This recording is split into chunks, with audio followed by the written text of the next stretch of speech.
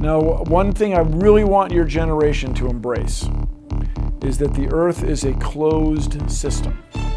We cannot leave the Earth. There's no place to go. You have been taught from the earliest ages that you live on a spinning ball, that NASA has sent men to the moon.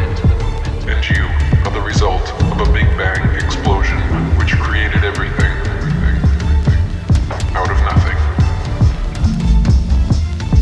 Yet nothing could be farther from the truth. It's now approaching lunar sunrise, and for all the people back on Earth, the crew of Apollo 8 has a message that we would like to send to you.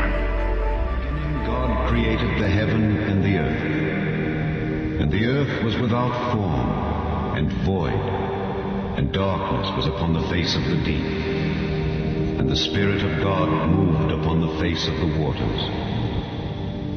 And God said, "Let there be light," and there was light. And God saw the light that it was good, and God divided the light from the darkness. And God called the light day, and the darkness he called night. And the evening and the morning were the first day. And God said, "Let there be a firmament in the midst of the waters, and let it divide the waters from the waters." And God made the firmament, and divided the waters which were under the firmament from the waters which were above the firmament. And it was so. And God called the firmament heaven.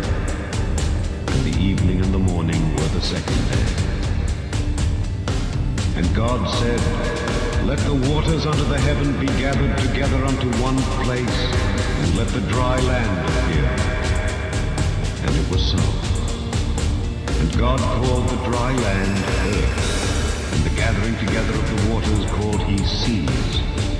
And God saw that it was good.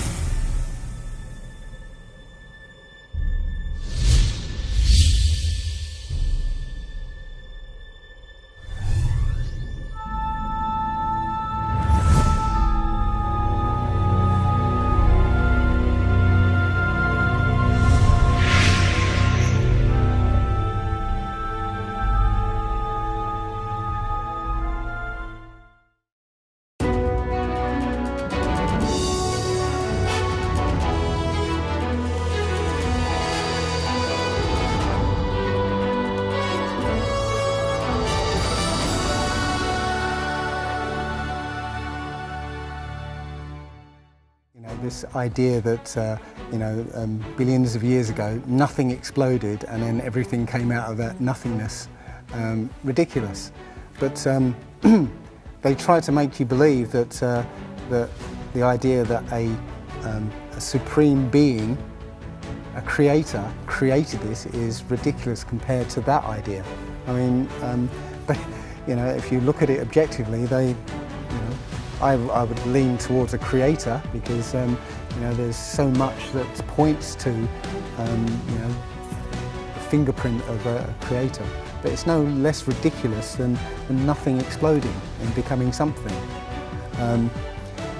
In my opinion, the Big Bang theory and the theory of evolution and the ball Earth theory are all interlinked, and they're all there to make us feel as though we're insignificant. We're small, tiny, miniature, unimportant pieces of slime crawling around on a speck of dust in an infinite universe. If that's true, and there's no purpose, there's no meaning to anything, then our owners can do whatever they want with us. The theory, the world is a globe revolving around the sun, has been accepted for so long it is now widely accepted as fact. Research has revealed the Earth is, in reality, not a globe spinning through endless realms of space. Neither spherical, as taught for 500 years, nor able to be fallen from the edges, the flat Earth is exactly as the ancients have taught through Scripture, a fixed mass of land and seas enclosed by a protective dome. Cultures the world over throughout history have all described and reported the existence of a geocentric, stationary, flat Earth. Egyptians, Indians, Mayans, Chinese, Native Americans, and literally every ancient civilization on Earth had a geocentric, flat Earth cosmology. Before Pythagoras, the idea of a spinning ball Earth was non-existent. And even after Pythagoras, it remained an obscure minority view until 2,000 years later, when Copernicus began reviving the heliocentric theory. Proper interpretation of the Bible requires an understanding of the original context in which it was written. God chose a specific time, place, and culture in which to inspire Scripture: the ancient Mediterranean and the ancient Near East of the 2nd and 1st centuries BC. Misreadings of Scripture often result from assuming the biblical writers thought, believed, and acted as we do. One of the starkest differences between modern and ancient people is our view of cosmology. The term cosmology refers to the way one understands the structure of the universe. The Israelites believed in a cosmology that was common among the ancient civilizations of the biblical world. It encompassed 3 parts built up like a layer cake: a heavenly realm, an earthly realm for humans, and an underworld for the dead. This 3-tier system is reflected in the 10 Commandments. You shall not make for yourself a carved image or any likeness of anything that is in heaven above, or that is in the earth beneath, or that is in the water under the earth. While we understand that the earth is a sphere orbiting other objects in the void of space, the biblical writers thought of the earth as a flat disk atop vast waters. Rising from the deep waters below were the foundations of the world, which held the earth firmly in place.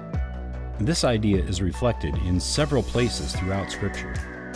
The foundations of the earth belong to the Lord. On them he has set the world. Where were you when I laid the earth's foundation? Tell me if you know. Who measured it? I'm sure you know. Who stretched a measuring line across it? What was it built on? Who laid its most important stone? He placed the earth on its foundations. It can never be moved. Beneath the earth lay the realm of the dead, often referred to by the Hebrew word Sheol. The Hebrew word for earth, Eretz, is also used, since the graves dug by humans represented gateways to the underworld. This underworld was also connected to the great deep, the uninhabitable abyss beneath everything. In Job, this realm is described in watery terms. The dead tremble under the waters, and their inhabitants. Sheol is naked before God, and Abaddon has no covering. Jonah's description is perhaps the most vivid. Water encompassed me to the point of death. The great deep engulfed me. Weeds were wrapped around my head. I descended to the roots of the mountains. The earth with its bars was around me forever, but you have brought up my life from the pit, O Lord my God. Ancient Israelites did not think of the sky as a layer of gas. They believed the heavens were separated from the earth by a solid, glass-like dome. This view is reflected in Job. Can you, like him, spread out the skies, hard as a cast metal mirror? Above the solid dome or firmament was an endless area of water. This idea of an area of land and air, sandwiched between water above and water below, is presented in the opening of Genesis. And God said, "Let there be an expanse in the midst of the waters, and let it separate the waters from the waters." And God made the expanse and separated the waters that were under the expanse from the waters that were above the expanse. And it was so. And God called the expanse heaven. The firmament surrounded the earth, and its edge met the horizon. the boundary between light and darkness. It was supported by pillars or foundations thought to be the tops of mountains whose peaks appeared to touch the sky. The earth trembled and shook. The pillars of the heavens rocked back and forth. They trembled because the Lord was angry. The sky dome had portals which God could open to let the waters above fall to the earth. This idea is evident in the story of Noah and his ark. Noah was 600 years old. It was the 17th day of the second month of the year. On that day, all of the springs at the bottom of the oceans burst open. God opened the windows of the sky. Rain fell on the earth for 40 days and 40 nights. And how did the rain end? The springs at the bottom of the oceans had been closed. The windows of the sky had also been closed, and the rain had stopped falling from the sky.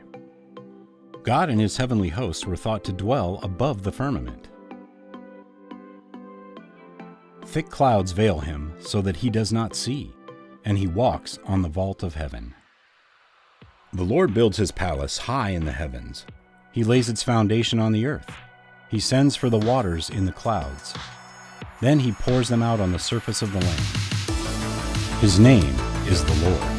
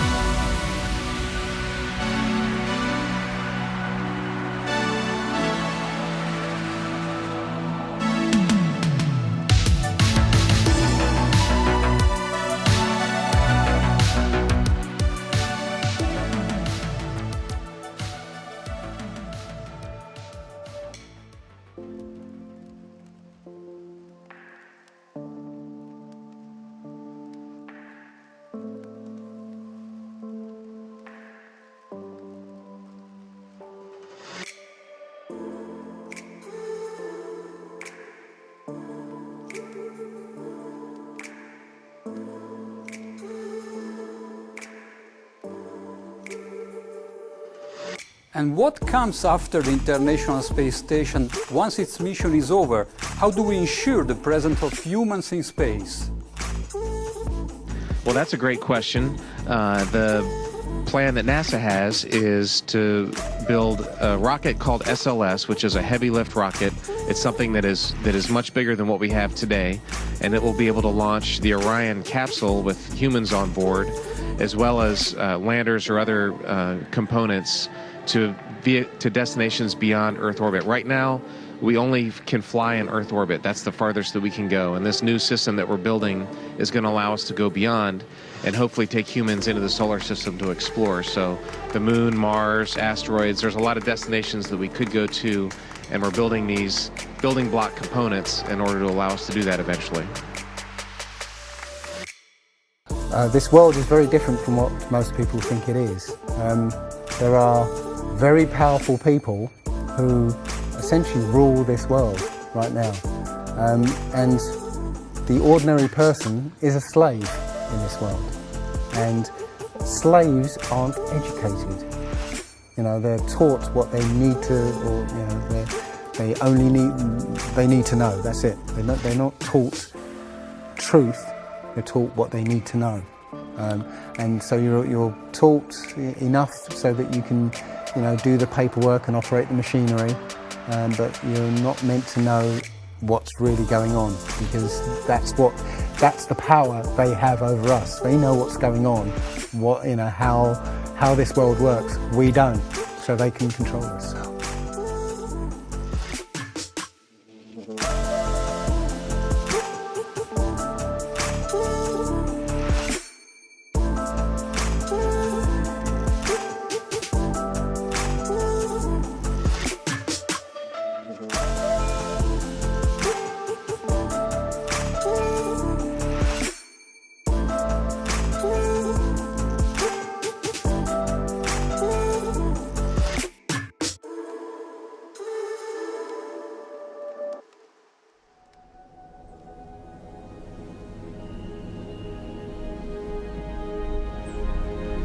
From the beginning of recorded history, and for thousands upon thousands of years, cultures across the entire world all believed the Earth was flat. Their various cosmologies and cosmogonies differed in slight ways, but their overall geographies and astronomies were incredibly consistent and in fact virtually identical.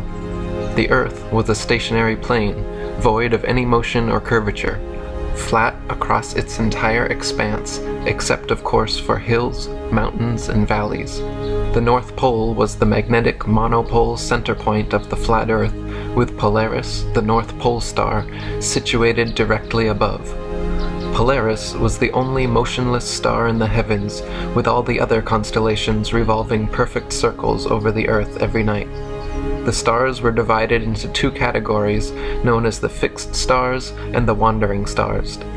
The fixed stars were so called because they were observed then, as we can observe today, to stay fixed in their constellation patterns night after night, year after year, century after century, never changing their relative positions.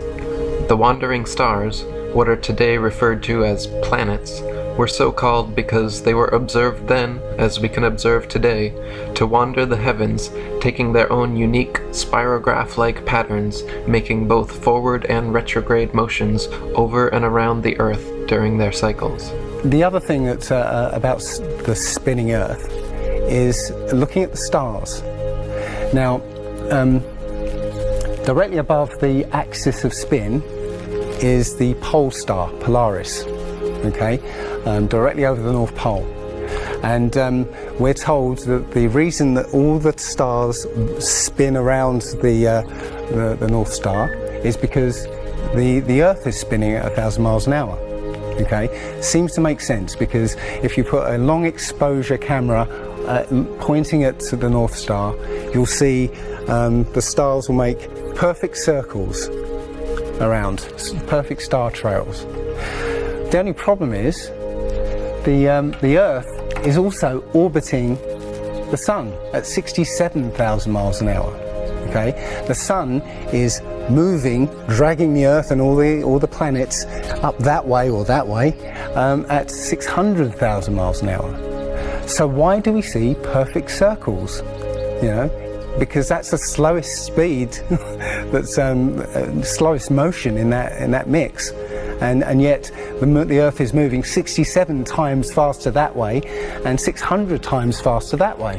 So you should see the stars do all sorts of strange motions, but you don't. You only see them make these perfect circles. That tells me that it's the stars that are moving, not the Earth. I used to really be into astronomy. It was a big thing for me, and I never thought about the fact that the constellations have been the same for 4,400 years, or our recorded history. Essentially, they've been the same, and you just can't get that in a moving universe. If everything's just flying around out there, there's no way. Yeah, if you've seen the standard model right now, it shows the sun. Yeah, the spiral. Shooting through the universe and spiraling, and and everything else spiraling around it as it's going out there.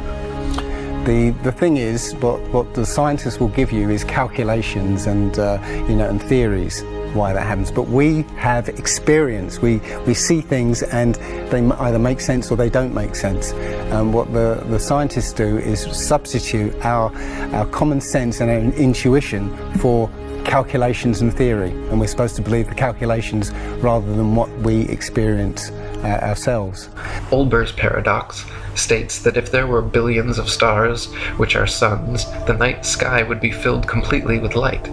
As Edgar Allan Poe said, were the succession of stars endless, then the background of the sky would present us a uniform luminosity, since there could exist absolutely no point in all that background at which would not exist a star. The sun and moon were both of equal size, and they too revolved over and around the motionless earth, as immortalized in the Chinese yin-yang symbol. The sun and moon were much closer to Earth than supposed nowadays, and each shined with their own unique opposite lights, the sun's being warm, golden, drying, preservative, and antiseptic, and the moon's light being cold, silver, damp, putrefying, and septic. The sun and moon, as though connected to a magnetic maypole, made alternating spiral journeys over and around the Earth every year. The thing about the sun is that we're told it's 93 million miles away. It's not. It's actually something around 3,000 miles away and about 34 miles across.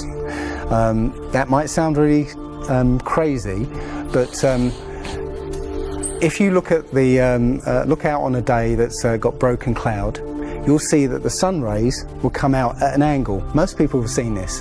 The rays come down at angles. If the sun was 93 million miles away, then all the light will be coming parallel.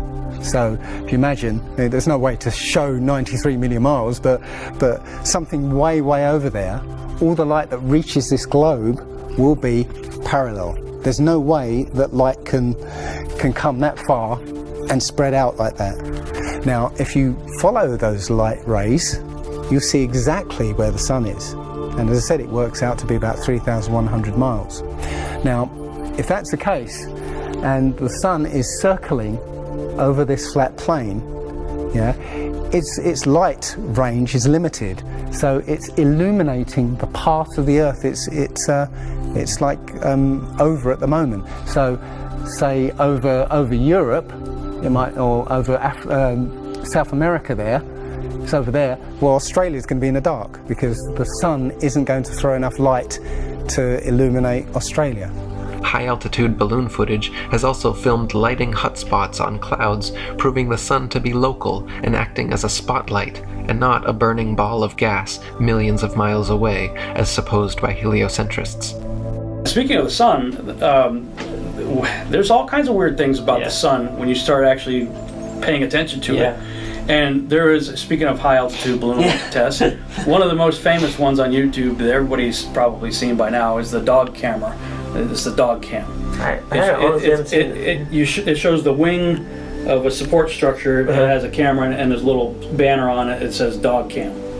And it's probably using some sort of wide-angle fisheye lens, but the horizon is pretty close to right across the center. So you're not really getting the distortion. And it's wobbling around a bit.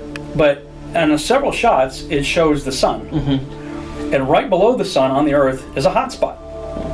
Like right below the sun. Well, if the sun's 93 million miles away and it's so much bigger than the Earth, putting one big parallel lines of light toward us, how are you going to get a hot spot directly below it? And the other problem with that is it's shaking and it's moving, the camera, the picture is. So you're getting rolling shutter. There is zero motion parallax. Now, if you've ever noticed, if you've ever driven down a road like out in like in Lubbock, Texas, there's this area where there's lots of windmills. Yeah. And nothing else. It's flat as can be. Yeah. And windmills as far as you can see. And if you're driving, 80 miles an hour or whatever on the highway, you notice that the windmills that are beside you, the closest to you, they're whipping by. Yeah, really fast. But the ones further in the distance, the further out you go, they're hardly moving. Yep.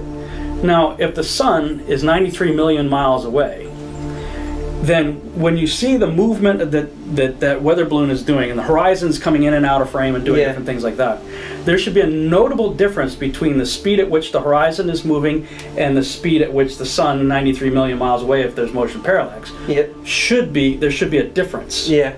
The problem is they're in perfect sync. Perfect. The horizon sync. and the horizon and the sun are perfect sync in its movement, showing that it has to be a localized object. Most people say, well, I see the sun rise and set. How can that be if it's just going round in a circle? Well, that's perspective again.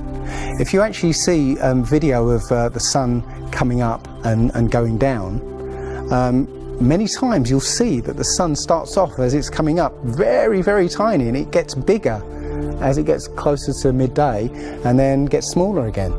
It's literally that effect of perspective, with some things above you, like the ceiling in a hallway, as it goes further away, it will seem to sink down towards the horizon until it disappears beyond the limit of your sight.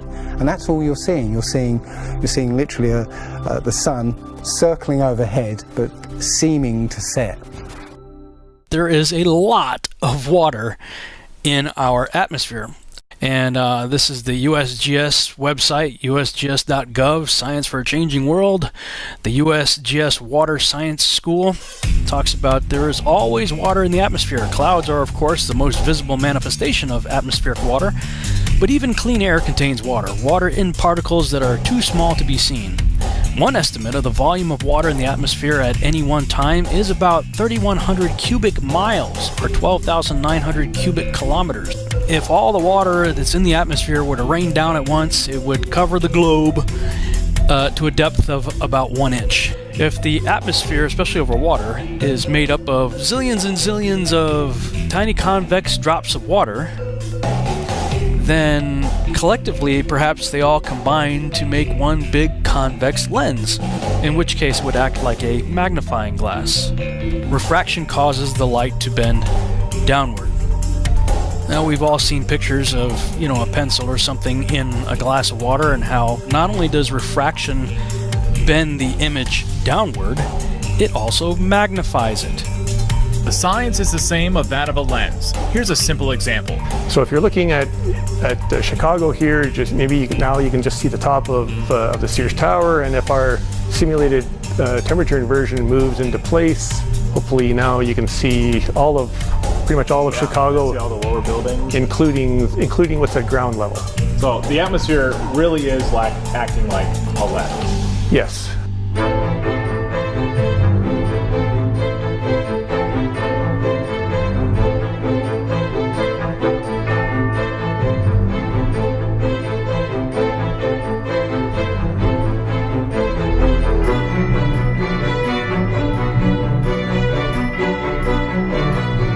Science is the same of that of a lens. Here's a simple example. The atmosphere really is acting like a lens. Yes.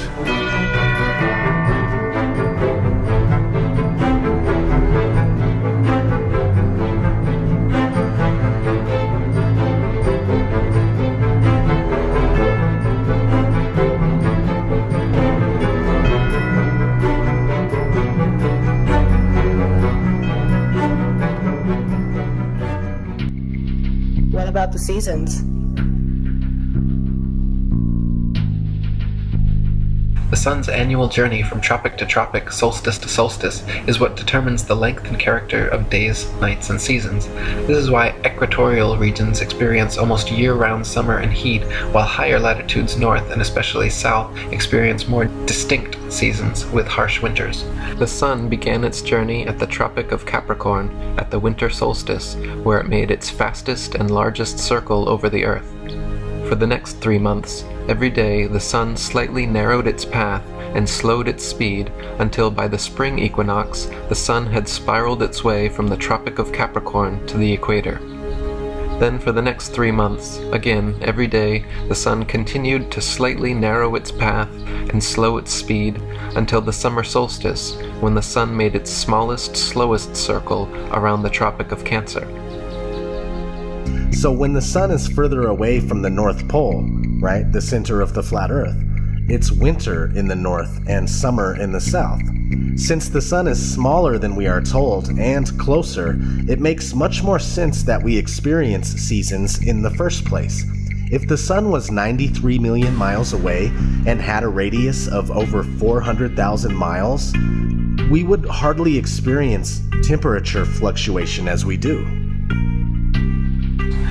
The heliocentric model claims seasons change based on the ball Earth's alleged axial tilt and elliptical orbit around the sun, yet their flawed current model places us closest to the sun, 91 million miles, in January, when it is actually winter, and farthest from the sun, 94.5 million miles, in July, when it's actually summer throughout most of the Earth. The moon had a similar yearly path, revolving over and around the Earth, but unlike the sun, which constantly changed its speed to keep a consistent 24-hour day, the moon's speed never changed, so depending on its latitude, the moon was observed then as we can observe today to take approximately 24.7 to 25 hours per cycle. This is why at different times and places during each month, we can see the moon in the morning, afternoon, or night. So for ancient man, Earth and Polaris were the two immovable center points of the universe, around which the sun, moon, and other stars all revolved in a dome-like shape. Some cultures believed in a literal, physical, solid dome or firmament to which the fixed stars were bound. The southern circumference of Earth was surrounded by a gigantic wall of ice, 150 to 200 feet above sea level, holding the interconnected oceans in like a World Cup. Beyond the ice wall, some cultures claimed a firm barrier existed through which no human could penetrate. Distances are very different, and distances and flight plans are very different on the flat Earth than they are on the ball. And when you look at flights in the southern hemisphere, they make some really crazy, sort of deviations. So, for instance, if we look on here, let's say a flight from Cape Town over here to Australia, say Sydney in Australia, they will take you to Dubai first. Recently there was a case of a woman who was pregnant on a flight, and she was about, her waters broke on the flight, and I think it was from the Philippines to Los Angeles. They were flying across, and literally her waters broke and they had to divert, they had to land. So instead of either going back to the Philippines or going on to Los Angeles, they landed in Alaska. Which again, if you look on the flat map, it's again a straight path. If the Earth were truly a sphere 25,000 miles in circumference, airplane pilots would have to constantly correct their altitudes downwards so as to not fly straight off into outer space. A pilot wishing to simply maintain their altitude at a typical cruising speed of 500 miles per hour would have to constantly dip their nose downwards and descend 2,777 feet, over half a mile, every minute. Otherwise, without compensation, in 1 hour's time, the pilot would find themselves 31.5 miles higher than expected. The only thing I do know is that nothing flies over the South Pole, because again, on a flat map, the South Pole, the continent of Antarctica, is the ring around the Earth. So you can't fly over the ring and get anywhere. That's why we're not allowed to go there. There has existed an international Antarctic treaty preventing all independent exploration of Antarctica. Pre-approved guided tours exist which take visitors to a few coastal regions of Antarctica, but no independent exploration of the continent is allowed. I mean, think about it. It's the only treaty that's all these countries have signed and never broken and completely agreed on. It's the only one. What treaty is there that everybody's agreed on? we're being kept away from it for a reason. You know, they have some scientific bases there, yeah, and literally it's controlled by the military. If you try and go there by yourself, you will be sort of picked up and escorted back. There was a guy called Jarls Anderhoy who tried to take a mission to the Antarctica, and he was picked up and taken back by the military. It's a good reason, because they don't want you finding out what's beyond. Admiral Byrd he actually did four expeditions, and most of them were military expeditions with huge military groups. Thousands of people, planes, boats, the works. After Admiral Byrd came back after his last expedition, Antarctica was sealed off, and both America and the Russians started firing nuclear missiles straight up. Now in America that was called Project Operation Fishbowl, and it came under something called Project Dominic. Well, Fishbowl makes sense, because it seems like Admiral Byrd found the edge of the dome. Okay, while he was out there, and as soon as he left there, they started firing missiles straight up, I believe, to try and test how far that dome went. If you look at the footage of these explosions, what you'll see is an explosion. Well, when a bomb goes off in midair, it's a fireball. It expands in all directions and mostly up. Okay. Now, if you look at these explosions on Operation Fishbowl, they explode outwards in a ring, which means it's exploding against something, because it can't rise with the heat. So it's exploding against something and exploding outwards. Okay. In the middle of the explosion, you'll see it glows, hot, and then it cools over time. So it looks to me like they were exploding against a dome.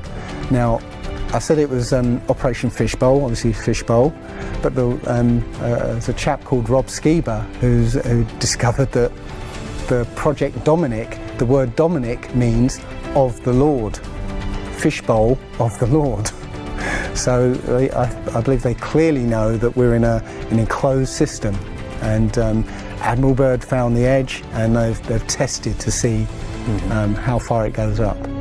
Now, one thing I really want your generation to embrace is that the Earth is a closed system. We cannot leave the Earth. There's no place to go. There's no place to throw your trash. Last but not least, just as the ancients espoused, the Earth is observably motionless to all our senses, and the horizon remains perfectly flat as far as the eye can see. Not only does the horizon remain perfectly flat 360 degrees around the observer, but whether at sea level, the top of Mount Everest, 35,000 feet high in an airplane, or even at over 100,000 feet high, the highest any amateur hot air balloon has ever flown, the flat horizon actually rises to the eye level of the observer all the way up. On a globular Earth, no matter how large it is assumed to be, the horizon would remain where it was, and the rising observer would have to tilt his head downwards further and further the higher they rose to see the steadily falling horizon. People also claim to see curvature in GoPro or other high-altitude camera footage of the horizon. While it is true that the horizon often appears convex in such footage, it just as often appears concave or flat depending on the tilt and movement of the camera. The effect is simply a distortion due to wide-angle lenses. In lens-corrected and footage taken without wide-angle technology, all amateur, high-altitude horizon shots appear perfectly flat. The Felix Baumgartner Red Bull Dive outside camera shows the same amount of curvature of Earth from surface level to jump height, proving it to be a deceiving fish-eyed wide-angle lens, while the inside regular camera shows a perfectly flat horizon eye level at 128,000 feet, which is only consistent with a flat plane. Many people will be shocked to know that to this day, every single scientific experiment ever devised to show the alleged motion of the Earth has failed to do so, or, given evidence of the opposite, that the Earth is indeed motionless, and every attempt ever made to measure the alleged curvature of the Earth has failed to do so, or, given evidence of the opposite, that the Earth is indeed flat? There was a famous experiment back in the 1800s in England called the Bedford Levels experiment. Now, the Bedford Levels is a canal that is perfectly straight for 6 miles. Okay, so what a chap called Samuel Rowbottom did was he took a telescope, put it in the water about 8 inches above the water, and he had a friend, in a rowboat with a flag on the back, row all the way to the other end, and he was able to see the flag on the back of the rowboat the whole distance. Now, according to spherical trigonometry, the curve of the Earth is 8 inches per mile squared. So over 5 miles, that's 5 times 5, 25, times 8, which is 200, works out, that's 200 inches, which works out at 16 feet. That means the boat should have been 16 feet below the horizon. He shouldn't have been able to see the boat. Now, you know, the scientists will say, oh, refraction and this and light bending around the Earth and stuff, but the fact is, you know, it's perfectly flat. And he in his book he puts forward many arguments that show that, or many experiments that show the Earth is always perfectly flat. They say that you see the mast, you know, go down last. It's literally just the way your vision works. Yeah, it's perspective and atmospherics basically. The limit of your vision is supposedly 3 miles, and then after 3 miles you're supposed to see the boat start to go over the horizon.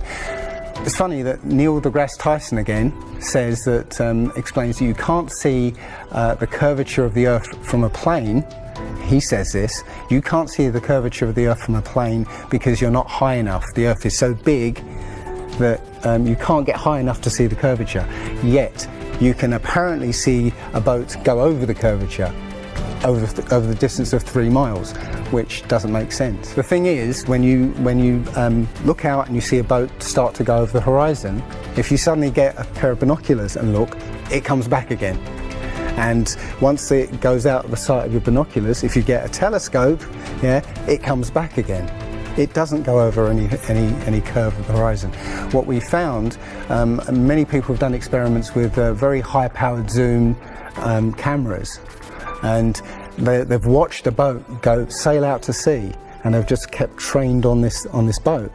And what they see is, after a very long distance, you see an atmospheric effect where the bottom of the boat disappears and starts, and the top of the boat inverts, so you see a sort of mirror image.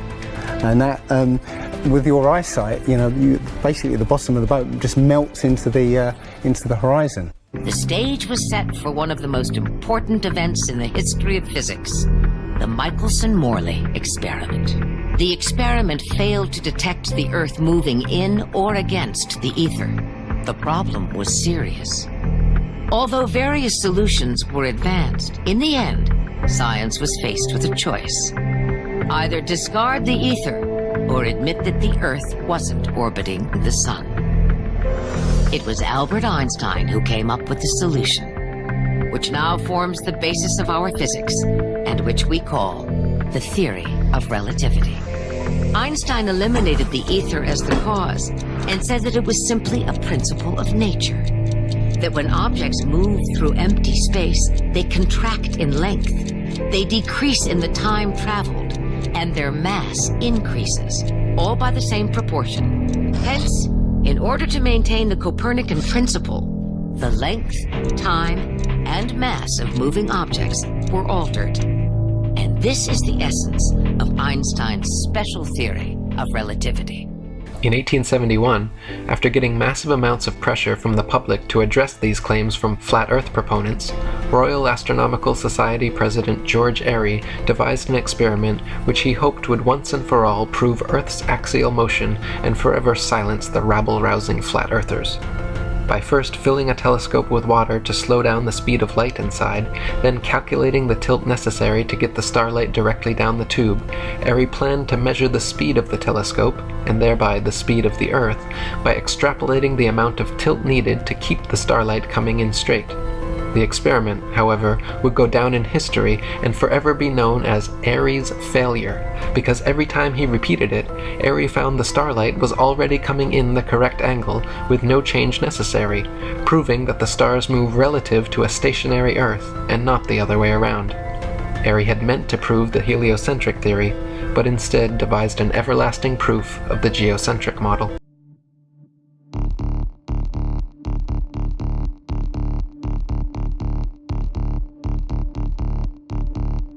The pictures and videos presented to the public by NASA and other government space agencies are as real as a Hollywood motion picture and as scientific as science fiction. Science facts, on the other hand, prove the flat Earth. There are hundreds of proofs and scientific experiments which have conclusively shown the Earth to be a stationary plane. But you have never and will never hear about these heavily censored experiments in our controlled media. Measurements have been repeatedly taken throughout history until modern times to test the Earth's supposed curvature. And every time have proven what our eyes and experience tell us to be true. The Earth simply does not curve downwards. This mythical curvature exists only in the fisheye lens footage they constantly film, and the fake CG images of Earth they constantly propagate. The spinning globe and every argument used to defend it is simply pseudoscience masquerading as truth. Millions of people worldwide are waking up to this incredible rediscovery